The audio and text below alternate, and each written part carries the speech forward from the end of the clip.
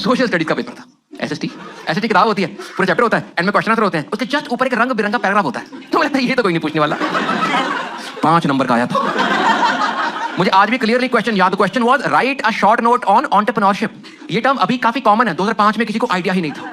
लोगों को ये नहीं लगा कि आउट ऑफ सिलेबस है। लोग कहते ये तो क्लास ही कोई और आ गई है। एक कहता यार हमें इसरो का पेपर क्यों दे दिया है? ये तो 12वीं के बाद करेंगे ना। किसी को पता ही नहीं लिखा क्या। सब लोग बैठे सोच रहे हैं। हमेशा क्लास में एक बच्चा होगा थोड़ा कॉन्फिडेंट, मेरे पीछे बैठा था। वो खड़ा कर मैम को कहता, मैम ऐसा कोई वर्ड ही नहीं होता। मैडम कह रही देखो डम शरारती मूवी नहीं थी, जो तू बोल रहा है ऐसी मूवी नहीं हो। लिखो चुप करके। 3 घंटे का पेपर था, 1.5 निकल चुका है।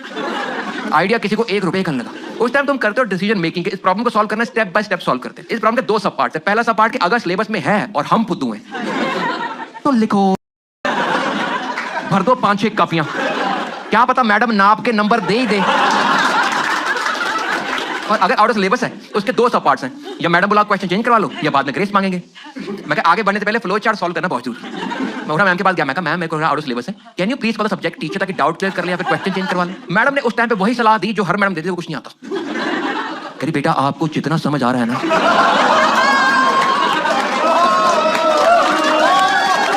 आप उतना लिख दो।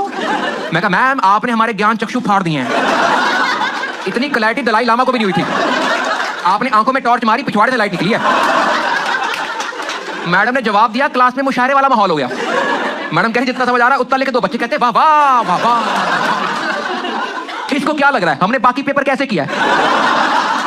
और ये कोई सलाह है बच्चों को देने वाली?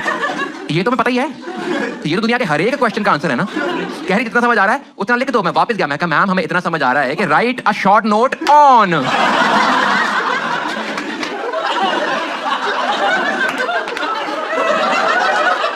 उसके आगे वाला मिला के नहीं पढ़ पा रहे हम लोग।